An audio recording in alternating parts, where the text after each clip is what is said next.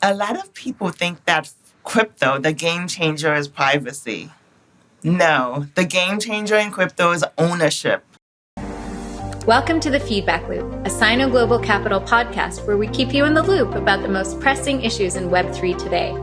I'm your host, Mona Hamdy, a Harvard teaching fellow with 20 years of experience in nonprofit and sustainable development. I started using emerging technologies 15 years ago, working with remote peoples to create new economies based on the reversal of climate change. And today, I'm the Chief Strategy Officer at Sino, where I hope to bring beneficial technologies to the most forgotten corners of this planet. Today's episode, I am joined by advocate, entrepreneur, advisor, and author Cleve Mesidor. Cleve is the executive director of industry-wide blockchain and crypto education platform, the Blockchain Foundation. She's a serial entrepreneur in the space, the founder of Lagos, a decentralized platform meant just for activists. She's served as an Obama Presidential Appointee, a senior staffer in Congress. She's an alumna of Howard University, so HU. And you know? That's right, Cleve. And is the author of the Clevolution, My Quest for Justice in Politics and Crypto. I am ridiculously excited. I'm always excited. I'm very, very beyond excited. I can't even come up with adjectives to have Cleve on the feedback loop today to talk about blockchain, about what it means to, what the space looks like, what it means to say that the space has a look, and the roles that underrepresented peoples and populations from all over the world play in being at the digital forefront of our species' history. So let's jump right into it. Cleve, hi. Thank you so much for having me on. I am definitely a fangirl. I love all of the stuff that you're doing and your focus on women and inclusion in this space. We are the future frontier, and we need to make sure that as we're putting in the architecture, that diversity, gender inclusion, access, equity are part of that landscape. So that to me sounds like that is the Clevolution. Tell me about that, and tell me what it means to be in that landscape, in that part of the landscape. How are those waters, Cleve? Those waters are deep. So you're referring to my book, The Clevolution, My Quest for Justice in Politics and Crypto. It's essentially, I chart my story from working in politics in Washington to finding crypto. And to finding crypto is the place where I could actually make that impact. Most people do not know I actually learned about Bitcoin while I was serving in the Obama administration as a presidential appointee. In 2013, a friend had a Bitcoin project and asked me to help with a press release.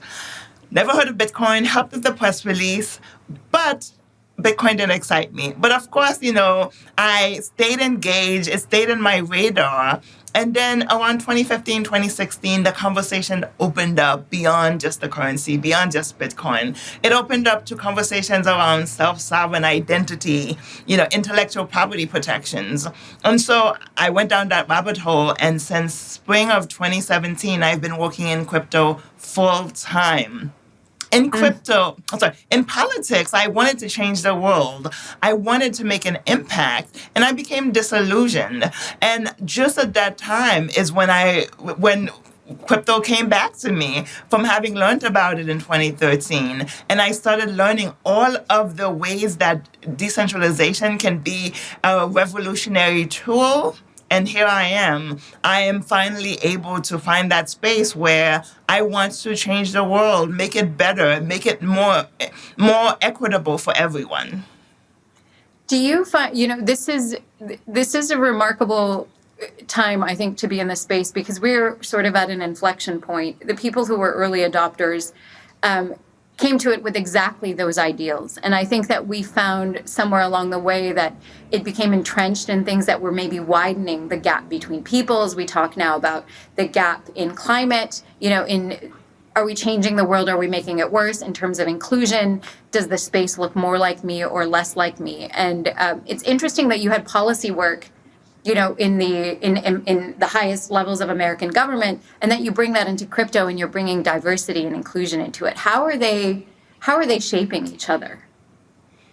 Yeah, so as you mentioned in the intro, I set out to actually create a platform for activists and revolutionaries, right? Logos was supposed to be a space for them to be social, for them to engage, find their tribe, have pity parties, even date, right? But in December 2017, Bitcoin hit $20,000.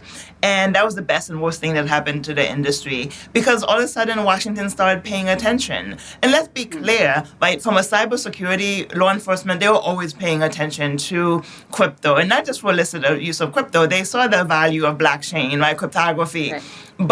But after Bitcoin hit $20,000, you saw the IRS start saying, are these people paying their taxes?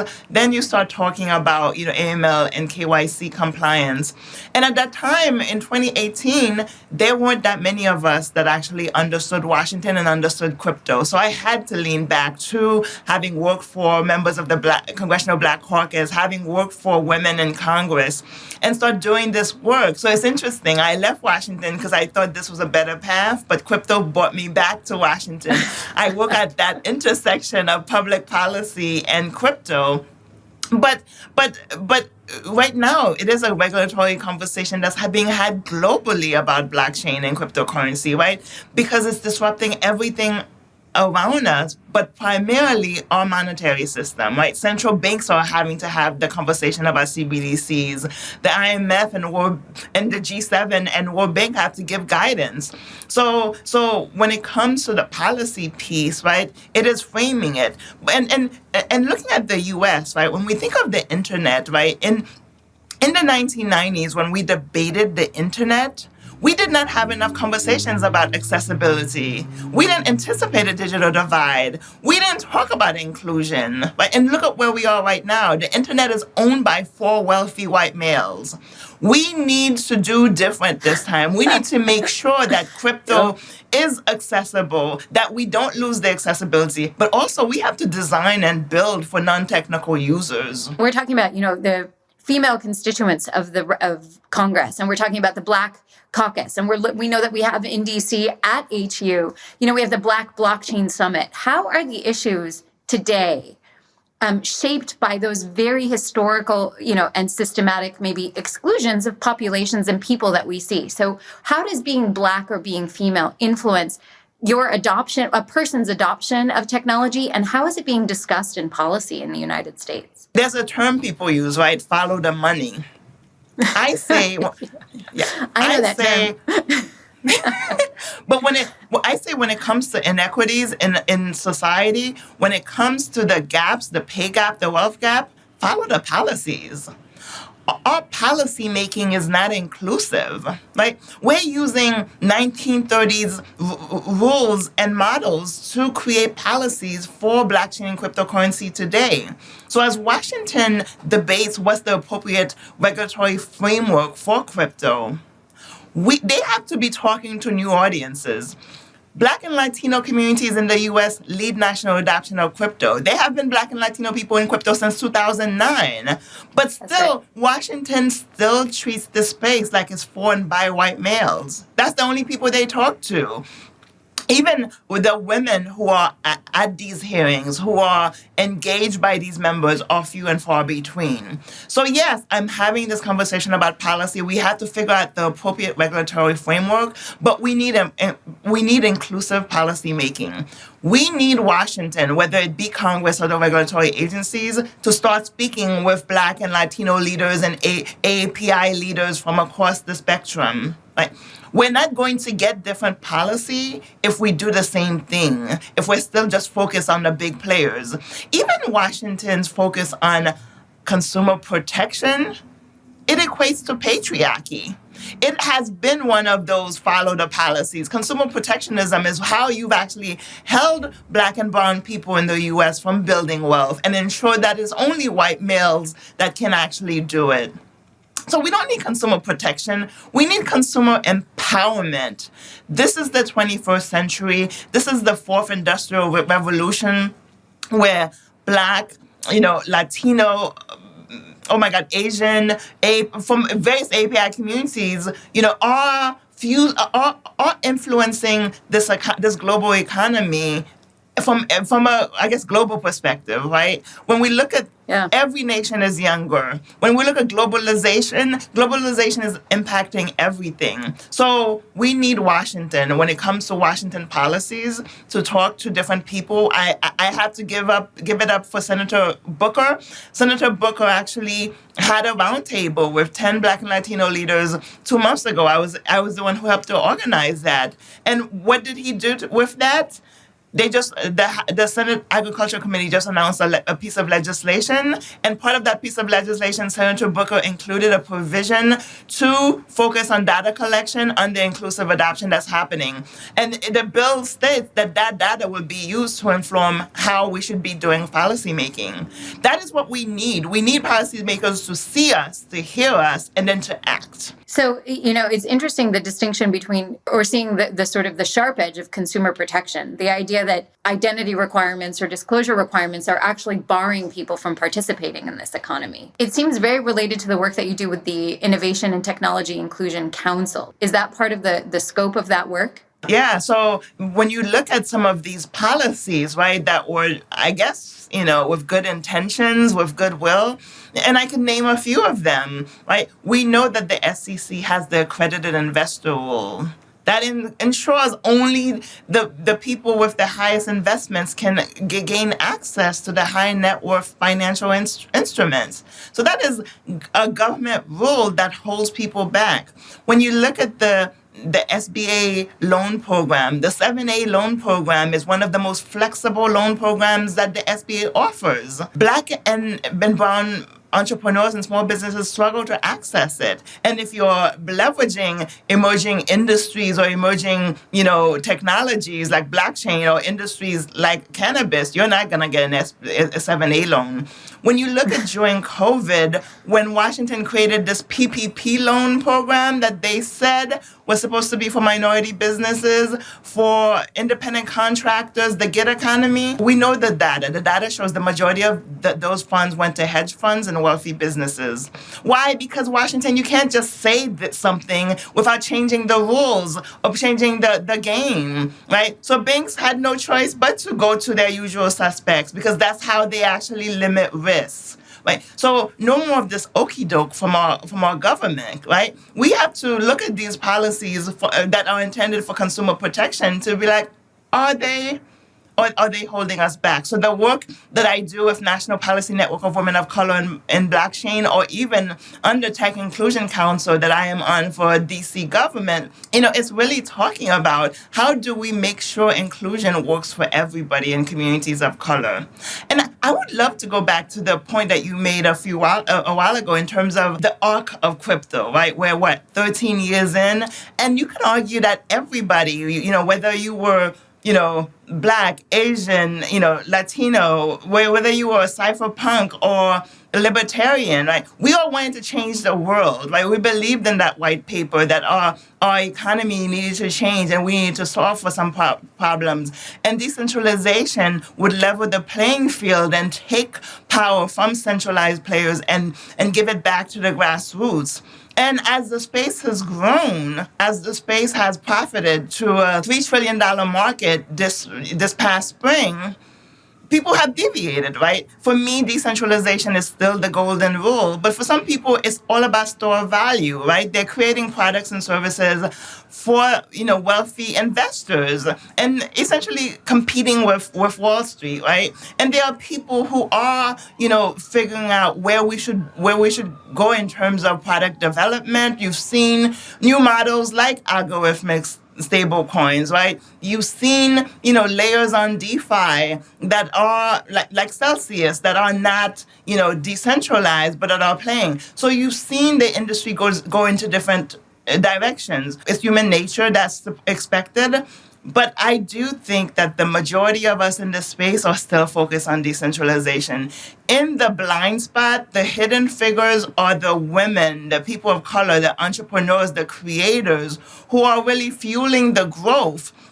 And when the dust settles, they will own this industry. At the end of the day, the past, the current, and the future of crypto is diverse and gender inclusive. You're speaking to my heart on this. The early face of crypto for me was all women, and it was mostly African. I remember that there was a time when you couldn't throw VC money from Silicon Valley without catching a scooter fund. Like if you had a scooter startup, you were getting funded, but if you were doing decentralized payments, and remittances in Africa, cross-border payments, you couldn't get any attention. So early adoption to me, when I think of my early days of crypto, I definitely think of Africa. I definitely think of a very different face than when I'm here in Washington. When I hear you speak, though, it reminds me of this. There's a famous Satoshi quote where it said, if you don't believe me or you don't get it, I don't have time to convince you. What does decentralization mean to you, to populations that have been historically excluded, that have been systematically and structurally barred from participating?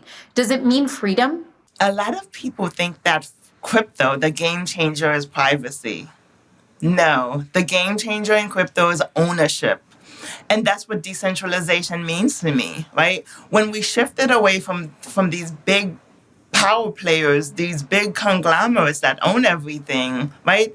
The ownership that's possible through decentralization means that there's a new financial asset class, a new instrument where you can access even if you're homeless. That has been the greatest thing about decentralization, that you can build on blockchain technology regardless of who you are. There is no application, there's no credentialing, there's no, all of these things intended to exclude people. So for me, decentralization is that ownership is possible for everyone. This technology allows anyone to build on it and anyone to create their path and also define what their wealth building or financial well-being looks like, right? People don't talk about the greatest adoption we've seen in crypto is where people have been locked out of the traditional financial system, where there's been high inflation, where people don't trust the state. And that is the continent of Africa. That's Brazil. That's India. And in the U.S., that's Black and Latino communities, right? So decentralization right. Anywhere means there's a check, if you've had to cash a check, if you've had to send a wire, if you've had to provide more than 3 forms of ID to a guy who's picking up money for your mom or your auntie, you know exactly. It would have made so much sense to you immediately why this was a game changer. I agree. I think about that. I think about that every day. This close, I go back to Egypt. That is absolutely my life. This is a place where, we still keep cash in a mattress. Your grandma's got Vex money. That's just kind of how it goes. How do you maintain optimism? Where do you see the space going? You are blindly and passionately committed to the idea that we are still in the early days of this and that this is going to make life better for most of the world's people. My grandma and her mattress money. What do you think? My mom. Your mom. Where are we going? Yeah. I'm optimistic because I'll share a story. During Consensus that was in Austin, the Consensus is a big conference that happens in crypto, and it took place in Austin this year. And there's a story about a Native American man who stood up during a roundtable who talked about why he's gravitated towards the whole blockchain cryptocurrency space. He says, because my people invented all these strategies, right? When you look at decentralized autonomous organizations, those are co-ops. I still have family members who are part of co-ops where everybody puts in $20 in the pot. They figure, who gets the money when, right? When you look at what Bitcoin is, it is a digital version of cash. And self custody means you hold your keys. That is keeping your money underneath your mattress. We try to tell people all the time, not your keys, not your coins, not your keys, not your cheese. However you say it, all we're telling people is keep your money underneath your mattress. Take it off the exchange. Take it off of that piece, right? So when you look at a lot of these applications, when you look at non-fungible tokens, NFTs, who are the creators that have had the problem of not being able to benefit from their art? It is us, right? So the people who have never been able to fully participate in the traditional financial markets, right? The people who've had to operate in an alternative financial system for decades, that alternative financial system looks a lot like crypto. I have to tell you, I'm optimistic because for us, right, it doesn't look risky because that's what we've been doing. So that's why I'm optimistic because in the blind spot, right? You mentioned women. I say all the time, women are the fastest growing demographic in the crypto ecosystem. But we're in their blind spot because we're not doing things that these wealthy males are doing that are getting all the attention, right? But at the end of the day, you know what? We're like ants. If you see one ant in your home, you're infested. You just haven't seen them yet, right? So you may just see a few of us. We are actually leveraging this technology to tackle inequity, to foster greater participation. Women build communities. We uplift the economy. We're not risk averse. We assess our risk tolerance differently because we're often taking care of children and parents, but we're also taking care of households. People who have been locked out of the traditional financial system are building, are doing things at a decentralized level. And when we're able to scale those things, we're going to change the world. The demographics of the world is different. It's not just browner, it's younger. And then you have a younger generation. They're citizens of the world. They actually know a lot of the terrible things we've done to the environment, to our economy, will impact their children and grandchildren, right? So they're operating on that lens. So the future of crypto, because it's not in our hands, right? Those of us, I'm a Gen Xer, boomers, we will not define it. All we're doing right now is putting in a framework, right? That's all we're trying to do. The next generation that will really commercialize and catalyze this, they're doing it with a different intent. So that's where my optimism comes from. I love that. I also think that it's not lost on me that you were part of the Obama administration. So I see hope and I hear him saying don't boo, vote. Like, get out there and do it. Go knock on those doors. So how do people get started? Like, if I'm a young woman of color and I hear this and I've seen my mom and my grandmom and I know exactly where my life is headed and I know where I want it to be and I'm looking at this technology, how do I get in there and make sure that, diversity does mean inclusion, like Dr. Tina Opie and Francis Fry say, like you say? What do I do? What are my next steps? I say have a decentralized approach, right? Don't focus on the people on your TV who are telling you things, the commercials. Every community right now, globally, right? There is a local group that's focused on crypto. There are local meetups happening. That means the people in your community that are organizing, they're organizing with a similar mindset to you. So I tell people, start with the local groups. Don't believe the hype. Don't get caught up in the hype. And then also look to trusted resources for content. I'm sure there's great content on YouTube, but there's a lot of noise. So I tell people to go away from YouTube. So I do tell them there's a few books that I like to recommend. One of them is The Internet of Money. But I also recognize that right now there's not a one-stop shop for education, which is why I'm excited about my new role.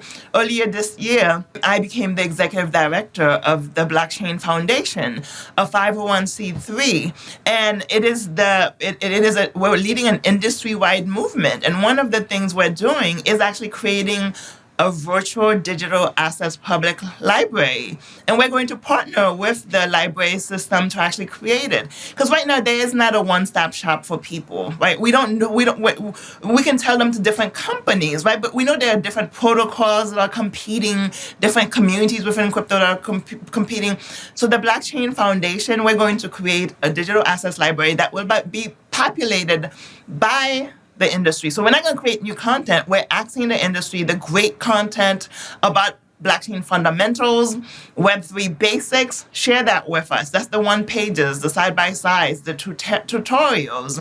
And we're going to work with the American Library Association and others to organize it in such a way that it can be a resource to libraries, to even on YouTube, so that people can actually know where to start. But also, they should also follow, you on Twitter. Follow me on Twitter.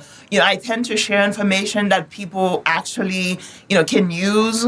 But for women in this space, there are a multitude of women's groups. The last thing I would say is, for everybody out there, you are not late. This is the starting line. Don't let FOMO drive you. The space is still new. You have not missed out on anything. So take your time, learn, figure out how this technology, these new tools are impacting your industry, your domain where you have expertise. When is this project going to be launched? When will people be able to access this? So we're actually in the process of building it right now. Our website is theblockfound.com. So the abbreviation for Blockchain Foundation. So theblockfound.com. It will be up this spring. So there'll be a beta version in the coming months this fall that people can test out. We're having conversations with the right players. We're getting content from the industry. And then also we will be doing a regional education road trip. So we're going to go into El Paso, Detroit, Oakland. We're also going into the Appalachian region, right? We're going to go to the Mississippi Delta. We need to go in the communities where the industry is not yet. So for the foundation, we really think we can fill the gap, be a bridge for the industry, and I'm very excited to lead that effort. We love that at Sino. Our whole thing is about being where others aren't. I love the idea of rising markets, of finding signal in just the most remote areas. If this is really decentralized and if this is really existential, then it applies everywhere globally. And I love it even more because your Haitian roots. And I know that means that there's going to be good food and good music everywhere you go. If someone's going to be throwing a party in El Paso, it's probably Cleve, right? Through the Clevolution, you talked a lot about getting swept up by hip hop culture, making that transition from Haiti to the United States in the 80s and 90s. And I'm thinking here of